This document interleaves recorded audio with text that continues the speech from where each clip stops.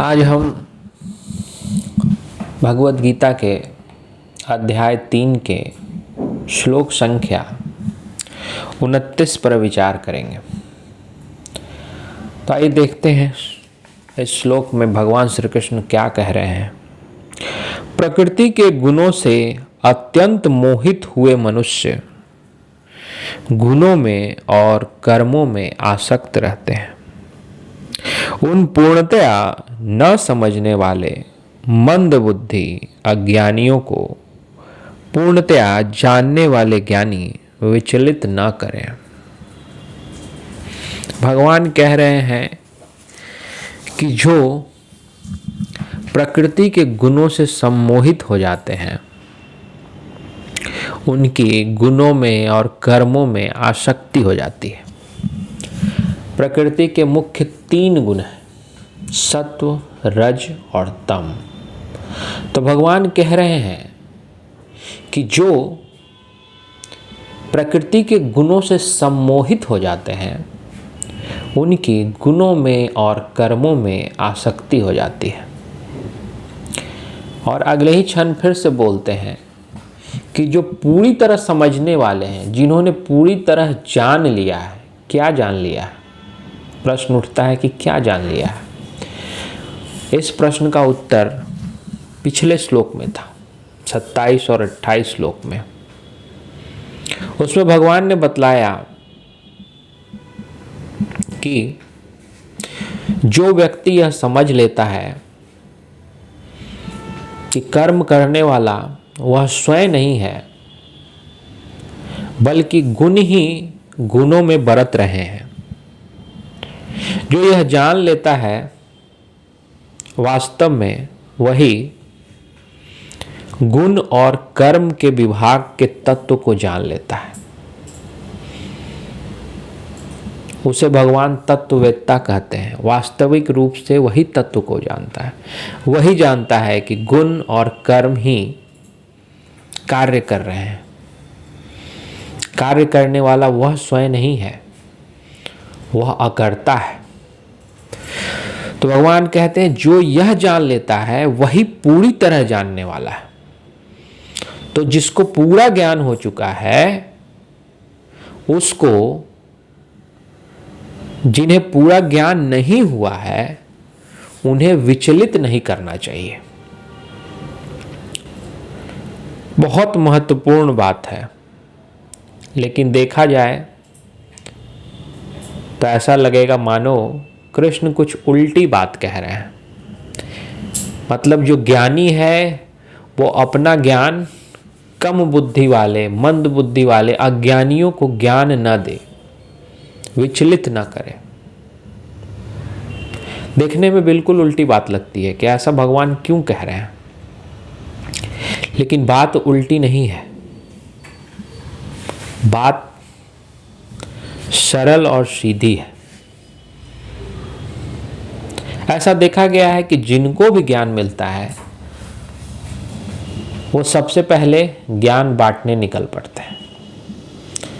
बुद्ध को मुद्धत्व उपलब्ध हुआ तो वो सारे संसार को बुद्धत्व उपलब्ध कराने निकल पड़ते हैं। महावीर भी ज्ञान प्राप्त करने के बाद लोगों के लिए निकल पड़ते हैं। जीसस भी पूरी दुनिया में अपने संदेश को पहुंचाना चाहते हैं। मोहम्मद साहब ने भी यही किया। लेकिन काश उन लोगों को भगवान कृष्ण का यह श्लोक मिल गया होता तो ऐसा नहीं करते। भगवान कह रहे हैं कि विचलित नहीं करना है। जो नहीं जान रहे हैं उनको विचलित करने की आवश्यकता नहीं है। वैसा क्यों कह रहे हैं? तो ऐसा कहने की जरूरत इसलिए पड़ रही है कि उनको पता है, वो स्पष्ट रूप से जान रहे हैं कि ज्ञान कहीं बाहर से आने वाली वस्तु नहीं है। ज्ञान का उदय भीतर से होता है। ज्ञान सबको नहीं दिया जा सकता। जिसका पात्र खाली होगा उसी पात्र में जल भर सकता है। अगर कोई लोटा, कोई बर्तन उल्टी रखी हो और हम उसमें जल डालने की कोशिश करें तो कोई लाभ नहीं होगा, जल बाहर ही निकल जाएगा, उस पात्र में नहीं जा पाएगा। लेकिन वही बर्तन अगर सीधा रखा हो, वही लोटा अगर सीधा रखा हो और तब हम जल डालें तो वो जल को समाहित कर लेगा। तो भगवान यही कह रहे हैं, ज्ञान को ग्रहण करने की भी एक अवस्था होती है। अगर व्यक्ति उस अवस्था में नहीं पहुंचा है तो आप उसे चाहे कुछ भी ज्ञान दें, कुछ भी समझाएं, वो उसे ग्रहण नहीं कर पाएगा। अगर ऐसा नहीं होता तो आप कृष्ण को देखें। पूरे महाभारत में कृष्ण सिर्फ एक व्यक्ति को ज्ञान दे रहे हैं, अर्जुन को। उन्होंने युधिष्ठिर को नहीं चुना। उन्होंने ऐसा भी नहीं किया कि उन्हें ज्ञान प्राप्त है तो संपूर्ण कौरव, संपूर्ण पांडव सबको ज्ञान देना प्रारंभ कर दें। ऐसा बिल्कुल नहीं किया, क्योंकि जिस सत्य को वो समझते थे उस सत्य को समझने में लोगों का पूरा जीवन गुजर जाता है। बुद्ध का जब अंतिम समय आया तो आनंद, उनके प्रिय शिष्य, उनसे पूछ बैठे कि अब हमें क्या करना है। तो बुद्ध ने क्या कहा? बुद्ध ने कहा, आत्मदीपो भव, तुम अपने दीपक स्वयं बनो। जो जीवन के प्रारंभ में उपदेश देना था वो अंतिम समय में उनके मुख से निकला, आत्मदीपो भव, अपने दीपक स्वयं बनो। क्योंकि वो जान गए कि कोई बाहर से दीपक को नहीं जला सकता, वो दीपक भीतर स्वयं ही जलता है। अगर ऐसा नहीं होता तो बुद्ध के बाद उनके शिष्यों में कोई दूसरा बुद्ध क्यों नहीं हुआ, कोई दूसरा महावीर क्यों नहीं हुआ, कोई दूसरा ईसा मसीह क्यों न हुआ, कोई मोहम्मद साहब दोबारा क्यों नहीं हुआ? क्योंकि ज्ञान स्वतः उत्पन्न होने की चीज है, इसे बाहर से उत्पन्न नहीं किया जा सकता। इस सत्य को कृष्ण जानते थे, इसीलिए वो कह रहे हैं कि जो जानने वाला है वो न जानने वाले को विचलित ना करे। क्योंकि अगर न जानने वाले को यह समझाया जाएगा कि तुम अकर्ता हो और सारे गुण ही गुण में बरत रहे हैं, सारे कर्म के लिए गुण ही उत्तरदायी हैं, तो वो इस चीज को समझ नहीं पाएगा। और फिर जो सम्मोहित चित्त वाला व्यक्ति है और उसे आप कुछ समझाने की कोशिश करें तो उसे समझने की तो बहुत ही कम संभावना है, लेकिन उसे विक्षिप्त हो जाने की अधिक संभावना है। भगवान ने स्पष्ट रूप से कहा कि जो सामान्य जन हैं, जो गुणों और कर्मों में आसक्त हैं, वो सम्मोहित हैं, प्रकृति के गुण से सम्मोहित है। एक सम्मोहित व्यक्ति की दशा क्या होती है? एक सम्मोहित व्यक्ति दूसरे के इशारों पर चलता है, उसे अपना होश नहीं होता। तो संपूर्ण मानव जाति अगर देखा जाए तो प्रकृति के गुणों से सम्मोहित होकर ही कार्य किए जा रही है, लेकिन उसे यह समझ नहीं आ रहा है। हम सभी सम्मोहित चित्त में हैं, हम सभी प्रकृति के गुणों से सम्मोहित हैं और अपना कर्म किए जा रहे हैं। तो जो सम्मोहित चित्त वाला व्यक्ति है वो आसक्त है, और उसे आप अगर कुछ ज्ञान देंगे तो वो समझ तो पाएगा नहीं, क्योंकि जो सम्मोहित है वो होश में नहीं है, वो किसी के इशारों पर चल रहा है। जैसे एक आम सम्मोहित व्यक्ति जिसे किसी ने सम्मोहित कर रखा हो, वो किसी दूसरे व्यक्ति के आदेश का पालन करता है, उसके ऑर्डर को फॉलो करता है, वह स्वयं कुछ नहीं कर पाता। और संपूर्ण मनुष्य जाति की भी यही दशा है, वह प्रकृति के गुणों से सम्मोहित है। अच्छे कर्म, बुरे कर्म, पाप पुण्य करने को वह विवश है, क्योंकि उसके व्यक्तित्व का निर्माण प्रकृति के गुणों से हुआ है, और प्रकृति के गुणों ने उसे इस तरह का बना दिया है, उसके व्यक्तित्व का निर्माण इस भांति कर दिया है कि वह उसी के अनुरूप अपने कार्य करता है। एक चोर जो है वह भी सम्मोहित है, और एक जो पुण्य करने वाला है वह भी सम्मोहित है। अगर दोनों होश में नहीं है तो दोनों सम्मोहित ही हैं। एक सत्व गुण से सम्मोहित है, एक तम गुण से सम्मोहित है। तो भगवान यही कह रहे हैं कि जो प्रकृति के गुणों से सम्मोहित होता है वो गुणों में और कर्मों में आसक्त हो जाता है, और उनको अगर समझाएंगे, उनको अगर ज्ञान देने की कोशिश की जाएगी तो वो अपने पथ से विचलित हो जाएंगे। जो आसक्ति के होने के बावजूद भी वो कर्म में संलग्न रहते हैं, आसक्ति से ही कर्म करते हैं, लेकिन कर्म करते हैं। लेकिन अगर उन्हें ज्ञान देने की कोशिश की जाएगी तो जिस प्रकार से एक पात्र उल्टा रखा हो तो उसमें जल नहीं भर सकता, उसी प्रकार से अगर वह व्यक्ति तैयार नहीं है तो वो ज्ञान को भी ग्रहण नहीं कर सकता।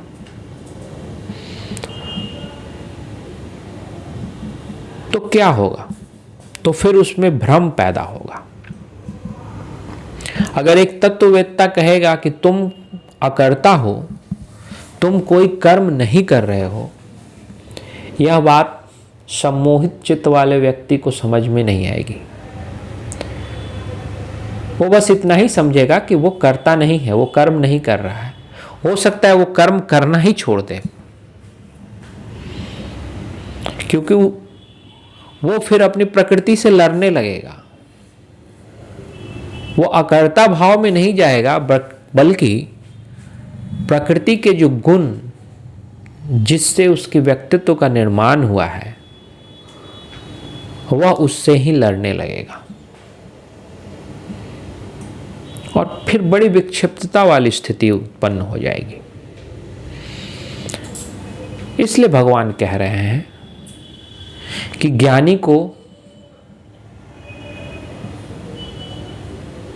रुकना चाहिए, देखना चाहिए कौन सुपात्र है, ज्ञान किसे दिया जा सकता है, ज्ञान उसे ही देना है। जब कोई भीतर से तैयार होगा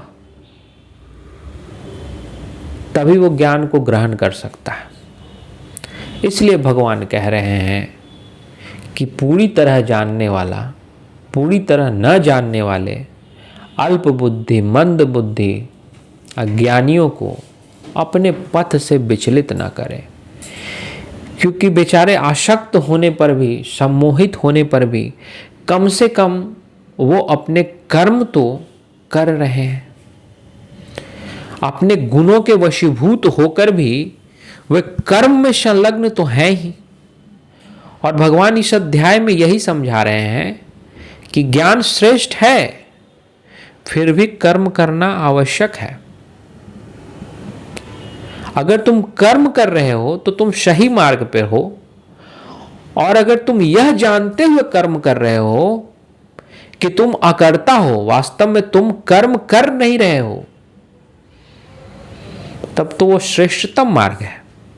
क्योंकि जो व्यक्ति यह जान जाएगा कि वो वास्तव में अकर्ता है, तो कर्म की आसक्ति उसे छू नहीं पाएगी, वह आसक्ति से सर्वथा मुक्त होगा। तो भगवान यही कहना चाह रहे हैं कि ज्ञानी को थोड़ा इंतजार करना चाहिए, क्योंकि वृक्ष से फल तभी गिरते हैं जब वो पूर्णतया पक जाते हैं।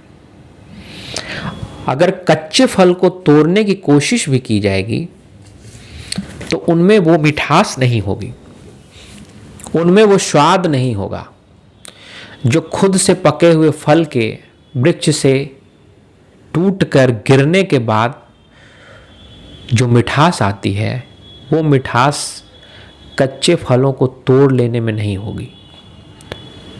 तो भगवान कहते हैं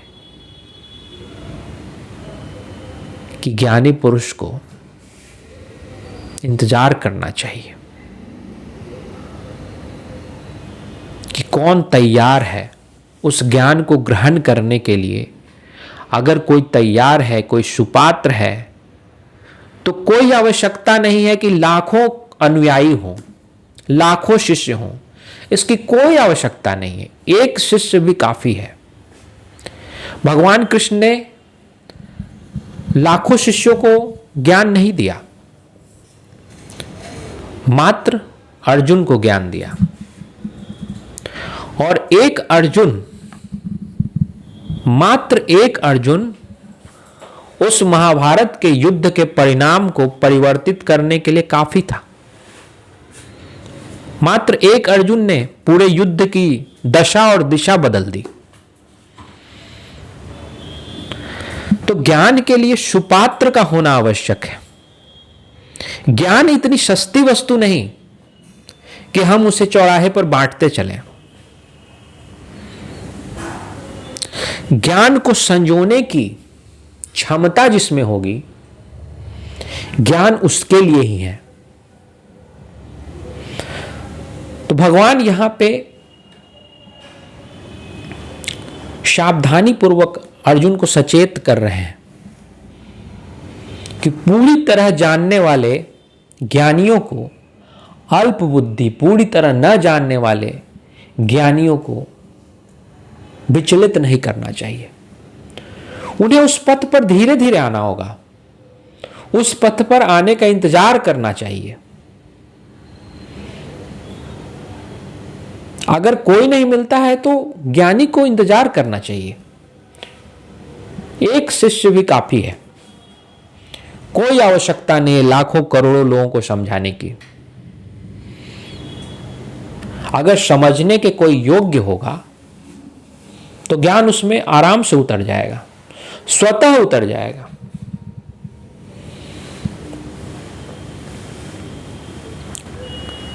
आज इतना ही। 30वें श्लोक पर अगली बार बात करेंगे।